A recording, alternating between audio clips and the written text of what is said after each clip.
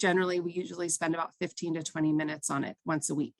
And the great thing about it is we just have a set day with our kids, so they know what day they're doing Listenwise.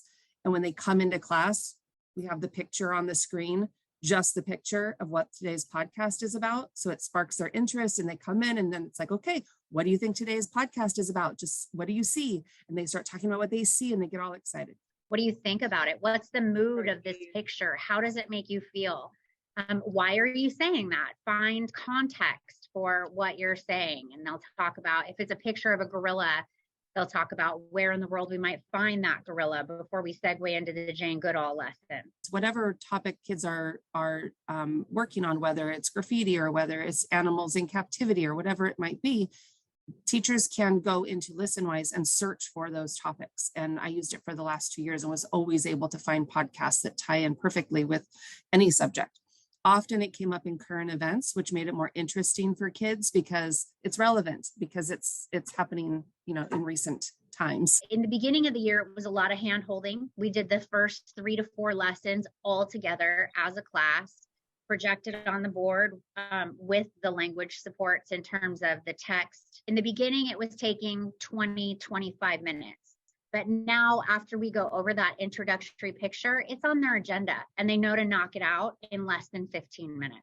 I've been using Listenwise with Fidelity weekly since the beginning of the school year. And my favorite thing is that it does mirror the LPAC questioning pretty identically in terms of the reading portion of the test.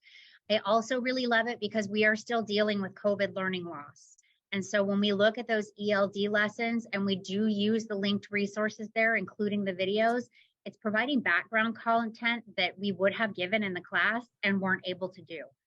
So it's not just for ELD kids.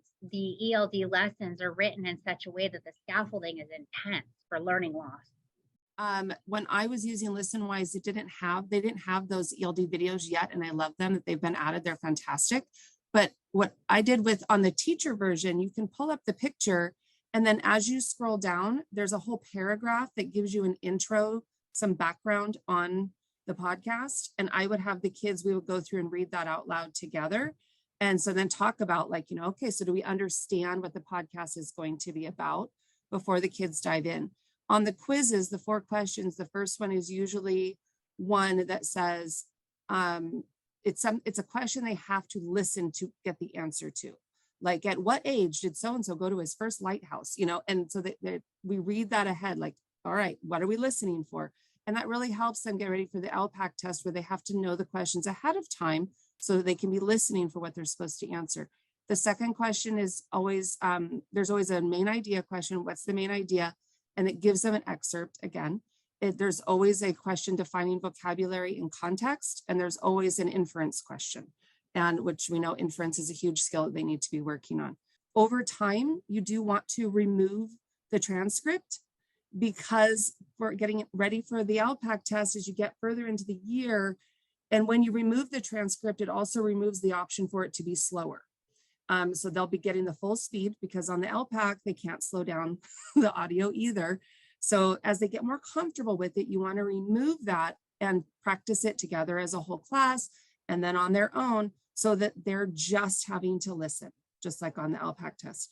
Also, using this program and being able to pause and replay lends itself to that LPAC accommodation of giving kids the pause and replay option on the listening test. If they are using this routinely in their practice in class, then that would support us giving them that pause and replay option on the listening portion of the test.